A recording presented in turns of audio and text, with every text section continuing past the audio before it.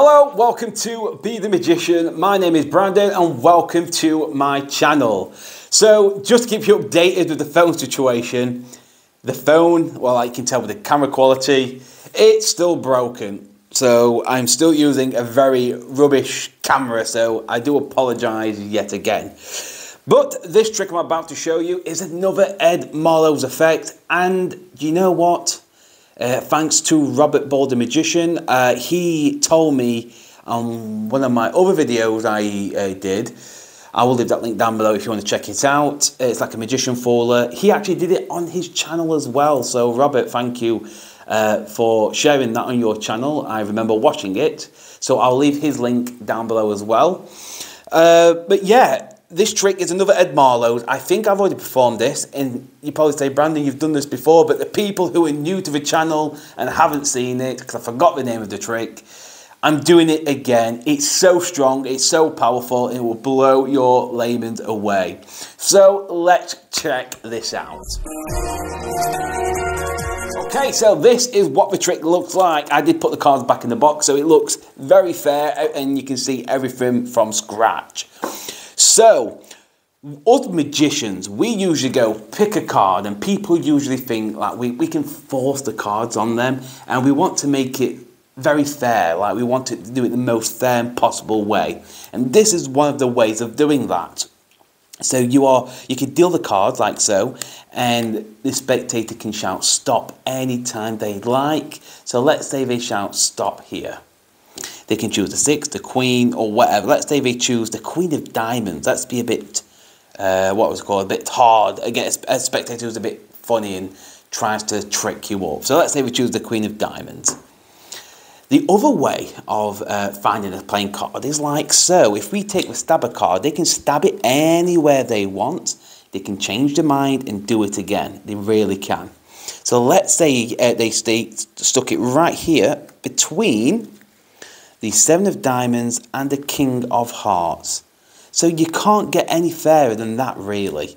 That is probably the most fairest way of getting playing cards selected.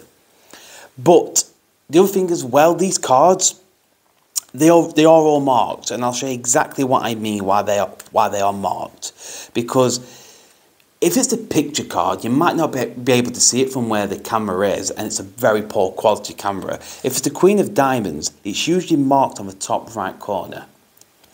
If it's a lower card like the 7 of Diamonds, it's usually marked in the middle. Hopefully you can see that. But what I'm trying to get at is all these cards are all marked. And what I'm going to do is actually place the 3 of spades somewhere inside the centre of the pack, and it really does. Do you know what? Let me show you the marks. We snap. Now you can see all the cards are really marked. Every single card. Even the cards you saw a moment ago are all marked. Even that 3 of spades I just put in is marked. And that is crazy. So basically it is a colour changing deck, and now you can get into any other routine you wish using this pack of cards. So let me show you exactly how to do it and blow some minds. Okay, so this is the tutorial of the trick. So yes, if you haven't gathered, you need an opposite coloured card. So I'm using the blue card with a red deck. Also, you need, so for example, this is the 3 of spades. You need to take the 3 of spades out of this packet, and you're going to turn this card face up, or should I say face down, for third from the bottom. Okay, so the red deck is, you've got whatever the blue card is, you want to take it out. For example, mine's the 3 of spades, and that's going to go third or fourth from the bottom face down. When you've done that, this blue card is going to go on top, and then this is going to go in the box. So the spectator is always seeing blue. So they're seeing the blue box, you're taking the cards out, and they're seeing blue. So you can do this move where you can show the cards are all different, but if you do that, you're going to lose your 3 of spades. So don't do that. You think, you know what, I could do a different move. So as soon as you take your cards out of the box, leave it as so. So what you're going to do is you're going to push cards off with your thumb and dropping the cards down. Like so. So hopefully you can see that. I'm just pushing it with my thumb. And they're going to shout stop anywhere they'd like. So let's say they choose the 10 of clubs. You want to be careful as well that you don't flash any reds, because it all has to look like they're all blue. Okay? So now you've got one card out. I spread the cards. I'd only do a tiny little fan. I'm just pushing the cards around.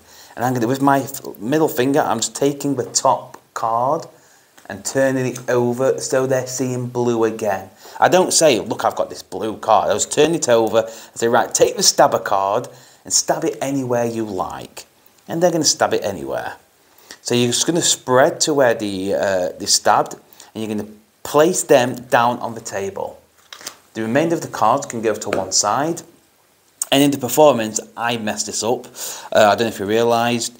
So where the blue card is, that wants to go face up, and then these two go on top, because you want the blue card to be the third card across. So 1, 2, 3. That's where the blue card has to be, because we're going to do a triple lift, a double lift, and a switch. So don't let that put you off. All I do is you can pull down the bottom card, and you're going to do a triple lift. And I talk about what the cards are getting marked, are all marked. If you don't want to do that, the way I do it is my thumbs across the top part, like you can see, and my index finger just pushes. And what happens is you get a little break, like a bubble. So my fingers will go in, and I'll turn all these 3 cards over as one, and say, I don't know, the 10 of clubs is marked and it's on the bottom corner, which is a load of rubbish. You've got to turn that card over again. Even you can pull down, or you can push. And with the index finger, all I'm doing is I'm just pushing the card. And that is where your hand can come in, turn them over, place that card down. You do the exact same thing again. You're just going to, you can either pull down, and all I'm doing with my pinky is just pulling it down.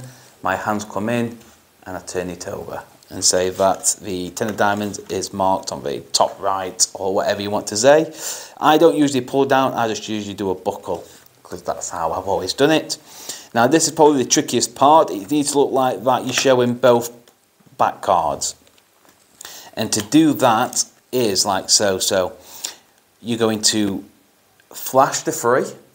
Okay, so you're flashing the 3. And then when you're coming down, this card is going to clip between your middle and index finger. Okay, like this. And the 3 is now going to grab this card, the 3. Okay, one more time. So it's here, because the 7's already clipped in my index finger and middle finger. So when this 3 comes down, I'm hitting this finger with it, like so. And my index finger and middle finger is going to clip the 7 and come straight down while my left hand flips. So it's 1, I'm hitting this, and when I hit this finger, my middle finger is going to clip down on the 7, 2, that's going to go down 3. So at speed, it should look like, do that again, sorry. At speed, it should look like you're showing both cards. But all this does happen at speed. So it looks like this. So the 10 is marked in the middle, the 10's marked over here. All the cards are actually marked. So that's what it will look like at speed. You might have to practice that switch.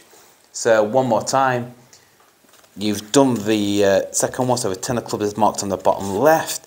And then all these cards are marked. And as soon as you say all these cards are marked, that's when you do the move. So you can hold it in your left hand with the 7, or you can clip it. It's up to you. But your right hand's going to come over to show the blue card. And then that's going to go down and clip it between the index finger and thumb. My right hand, index finger, middle finger is going to grab the card and go down to the cards while this hand flips. So it looks like you see all backs, all blue backs. If you don't want to do any of that, you can just do the frustration count to show all blue. I think that looks quite obvious, but because I'm a magician, but to a lay person, you're doing this, they're seeing blue, blue, blue, blue. So it's up to you how you want to do that, but when you've done that, you're going to pick the remaining cards up, and you're going to get a break below the top card of the face-up pack, like so, and you're going to do a tilt. This 3 is going to go inside the centre, but it's not. It's going to go second to the top, like so. Hopefully you can see that. So I'll pick the card up, and if you can't do that, all you have to do is just lift the back card up, get a break, show the 3, and you're going to place it face down inside the centre, like so. Then you're going to drop the break, and you're going to cut the pack. Then you snap, turn the cards over, and straight away they're going to be shocked because they're going to see red. You want to be careful when you spread because you've got 2 3s face up. And if you spread like this, you're going to see 2 3s. So when you spread, you'll know you're getting near it because it's somewhere in the centre. And you want to push off single cards then. As soon as you start seeing the 3, just push off single cards, up-jog that 3. Then you need to block push. Because if you spread any more like that, you're going to see the card. So when you get to there, you're just going to block spread the cards and say, well, you're not going to say anything really because you say, you do it this way, if I snap, actually all the cards are red. Get to the 3, spread the cards, and you go, even the cards on the table, what you've just showed what were blue, are red. And then you go back to your 3, what they saw you put in the centre, which is red. So everything changes red. But now you're probably thinking, Brandon, how can I get into anything else? They're going to be reacting. What you can do now is cut the cards, okay, and what I'm doing here, I don't know if you can see this on camera, I don't think you can, but mine's a white card. You can crimp the card, and you can cut the card to the bottom, okay? So, I don't know if you can see this. I'm right here. So, I'll cut them to the bottom, and then you can even, do that again, sorry, you can even palm the card off, put it into your pocket, or you can do it this way as well. So let's say you've done the trick, you put them all back together, they're going to be reacting, and while you're talking, you can do this. Hopefully you can see this on camera. I'm going to go like this, I found it, and now I'm going to cut the cards. But at speed, that'll look like everyone's talking, that was crazy. Done it, I've got the mark, cut, it's at the bottom. And that's it. That is the tutorial of the colour changing card trick by Ed Marlowe. Okay, so that is the end of the video. I hope you enjoyed this. Like I've already said, I've already done this trick on the YouTube channel already, but I didn't realise it was Ed Marlowe's. So that's why I'm sharing it again. Hopefully I can get my phone sorted because I do apologise about the camera quality. I know it's not the best, but the audio should be okay. So anyway, don't forget to hit that like and subscribe, and I'll see you next time.